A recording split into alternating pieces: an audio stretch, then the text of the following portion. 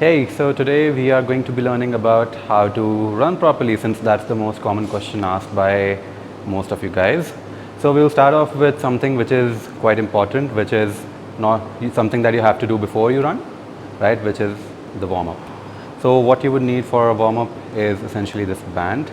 Why this band, you'll get to know in a minute. All right, so before you start to run, you need to make sure that your body is warmed up properly or activated properly. The most important thing that you have to activate is called your posterior chain, which means your glutes, your hamstrings, your calves.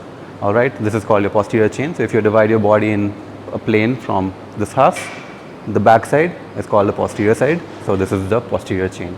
All right, so we'll start off with the band. Take the band, put it between slightly above your knees. All right, move your legs apart a little bit so that you start feeling the tension in the band. So it should not be slack here, it should be somewhere here, not too far, not too narrow. And then start doing squats. All right, 1, 2. When you are doing squats, make sure you hinge from your hips so that your glutes activate more. If you're doing it the wrong way, your quads will start activating more. It's not wrong in general, but what we're trying to do is maximize the impact on the glutes, right? So try to hinge back, then go down and up. When you come up, just do a gentle squeeze at the top as well. Again, you'll feel a little bit of burn in your glutes. So go down, up, down, and up. Do this about 8 times and your glutes should be firing. All right, the next step. All right, number 2 is band around your ankles, and what we are going to do is called monster walks. So you're just going to walk side by side. Make sure the tension in the band is always there. And this is the part that you have to be activating. All right. So side, side, side, side. Small steps.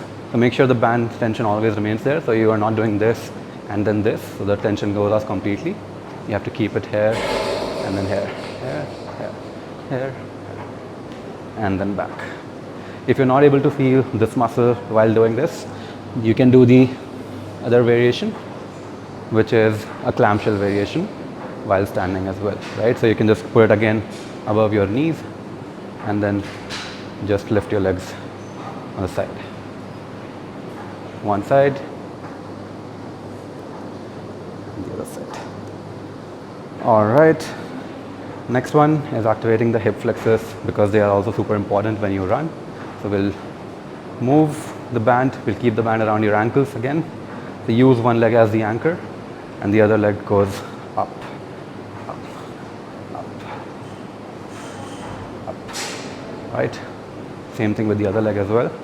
So you'll start feeling it here in your hip flexors.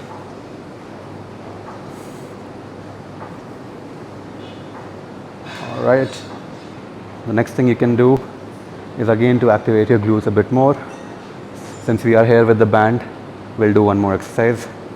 So just kick back, band around your ankles, and kick back with your glutes, right? So if your glutes are not firing after this, you really need to work on them.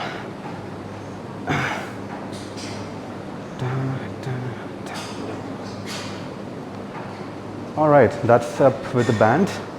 Let's remove the band for now. We are just 3 more exercises away. Next one is called hip openers. So you lift your leg 90 degrees, then open it to the side, down.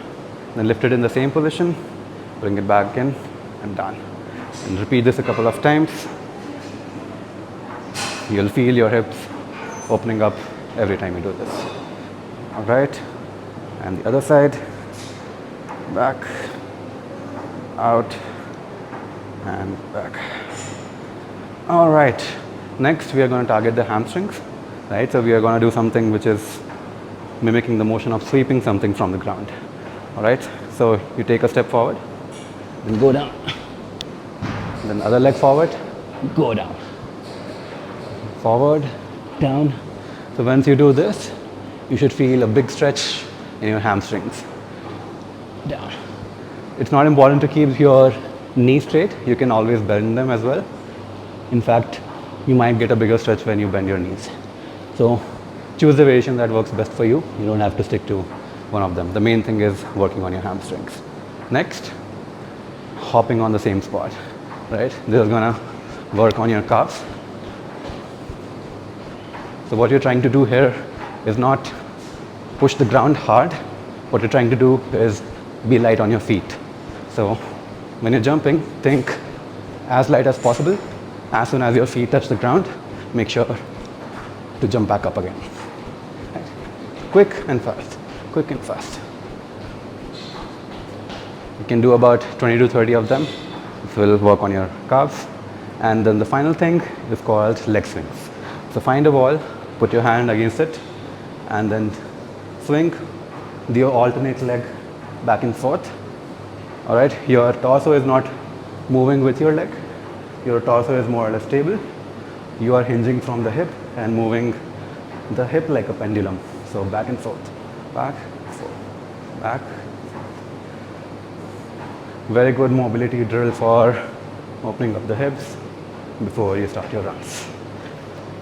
Once you're done with one side, turn the other way. Same thing again. Don't try to extend it too much. Like stay within the range of your, stay within your range of motion. You don't want to like hyperextend and then cause a strain. The whole point is to open up your hips here.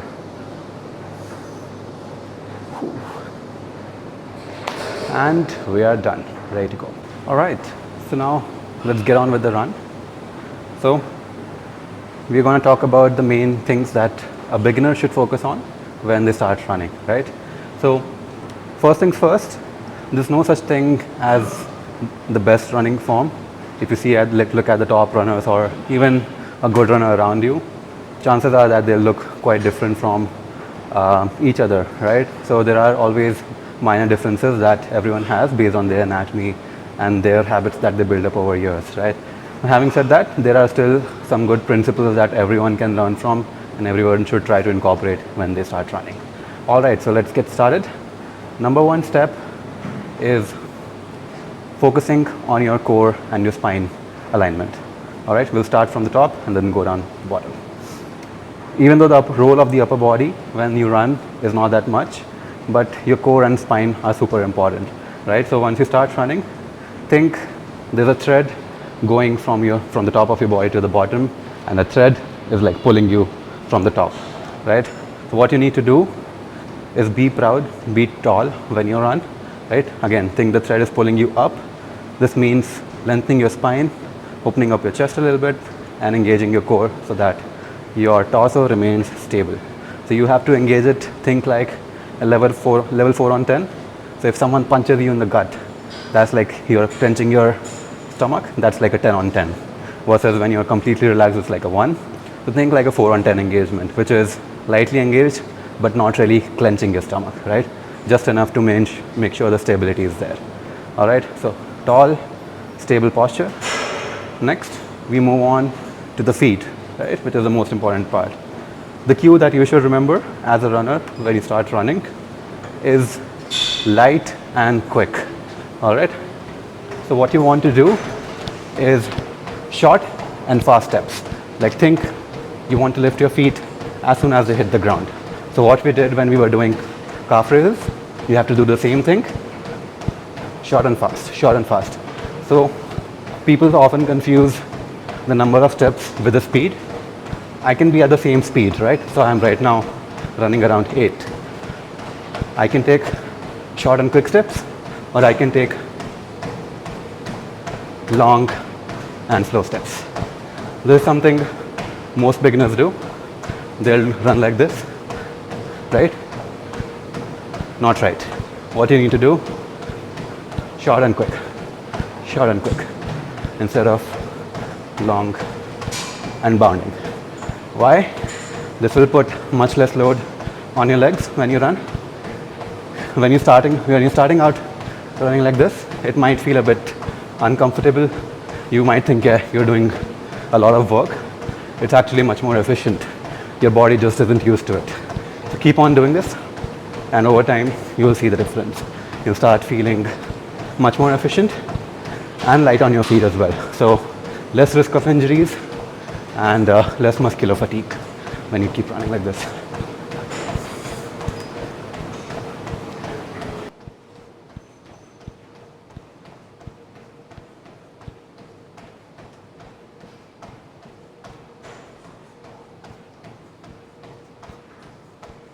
So we have covered the two main things that you should focus on as a beginner. Number one, tall posture.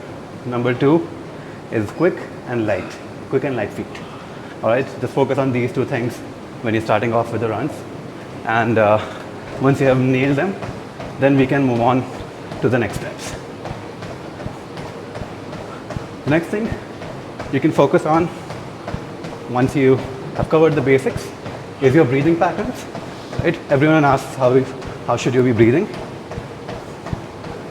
So the best thing to do when you run is sync up your breath with your feet. Right? So when you are taking the steps, try to sync it with your feet as you move. You can choose to breathe from your nose or your mouth, whatever you're comfortable with. Ideally, when you're running slow or doing your easy runs, you can breathe from your nose. And once you start picking up your pace, include your mouth in as well. Right? But syncing up with your feet means something like a 4-4 pattern or a 4-3 pattern or a 3-3 pattern or a 3-2 pattern. Right? So 4-4 basically means inhale with 4 steps and exhale with 4 steps. All right? Something like 1, 2, 3, out. In, out, out, out, out. In. In, out. Yeah? So 4-4 is going to be a bit tough when you're starting out. If you're not able to do 4, you can come down to 3-3, which means in, out, in, out. Yeah? So you can play along with the patterns and figure out what's the best pattern for you and work with it. Breathing pattern will come down, which means you will come down to 3-2 or 2-2 or sometimes even 2-1 when you are doing an all-out sprint. But generally 3-2 is where most people will be when they're running comfortably. So starting out your long runs with 4-4, and then as you move faster, you can come down to 3-2s. The next step, once you've covered your breathing, is figuring out your body lean. All right, the next one is about body lean. All right, which means using the gravity to help your system moving forward rather than just using your legs and your body to pull through. All right, gravity is a very good friend of yours when you're running, and you can use it effectively to move farther, faster, and a lot more efficiently. Right? So the lean comes from your ankles and basically your feet, not from your hips. So most people make the mistake of leaning from their hips, right? Which means bending forward like this. So you cannot bend forward like this and expect to go faster. The lean needs to come from your ankles, right? So you really can't do it when you're standing, but what you can do is get the feel of how the lean would feel, right? So how it should feel: if you're standing straight, try to lean forward from your toes and your heels, and once you do it enough, you'll start falling forward.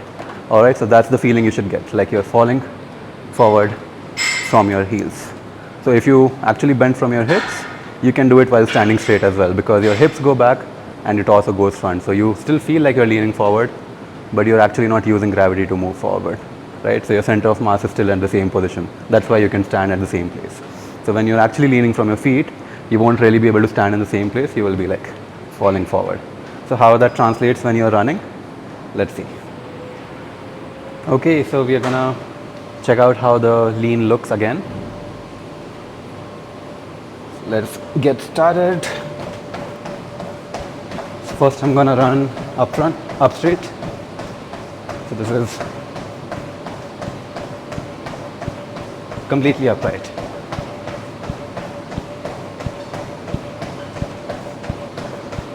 And then we lean into it.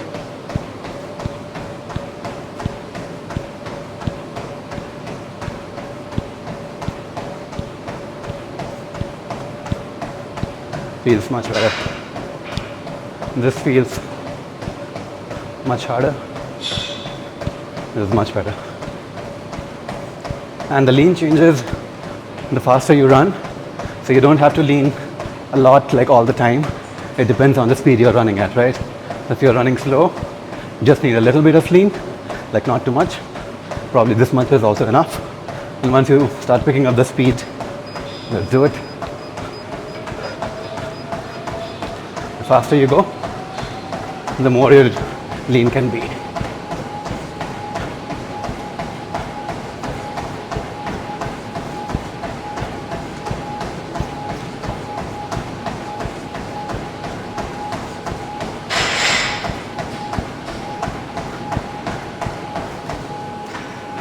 Awesome. So we have covered most of the basic things that a runner should focus on when they're starting out with running.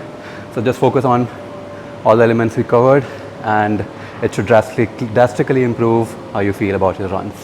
There's one final tip, your bonus tip, which works for some people, especially people who have very tight hips, whose range of motion is compromised, including myself. This one helps to extend your stride length a little bit more than usual, right? So running is basically a combination of two things.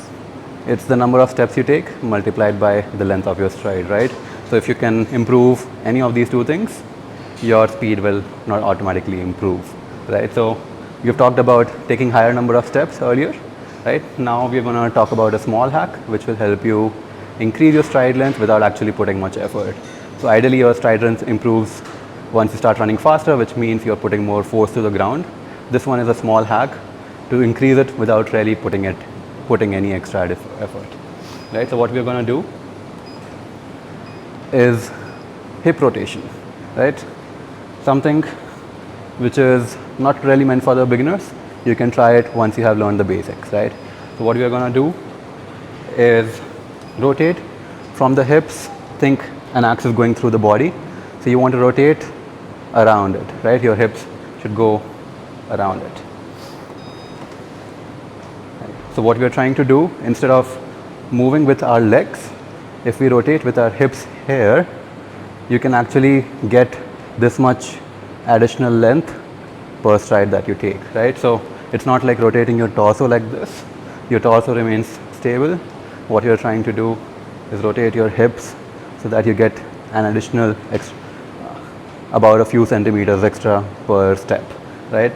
So if you see those long, lean, lanky runners, they have excellent range of motion. Their legs like just flow behind them. Me on the other hand, my hip range of motion is really compromised. My hip flexors have been very tight, as is the case with most working people because they have been sitting for a long time.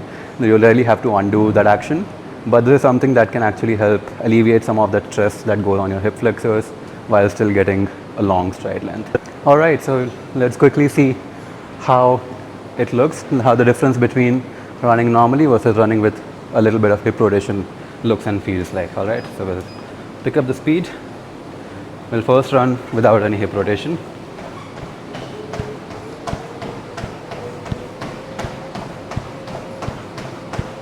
So this is me running normally. So I'm still following all the cues that we have learned before, which is a tall upright posture, light and quick feet, right? Slight lean forward as well. Next, what we're going to do is add some hip rotation, so it actually becomes much easier to run for me.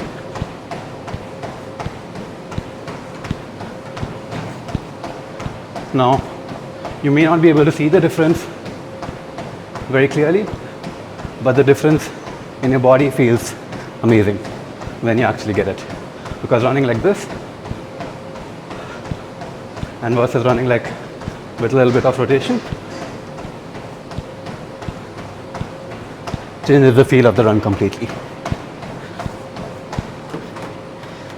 And that's about it.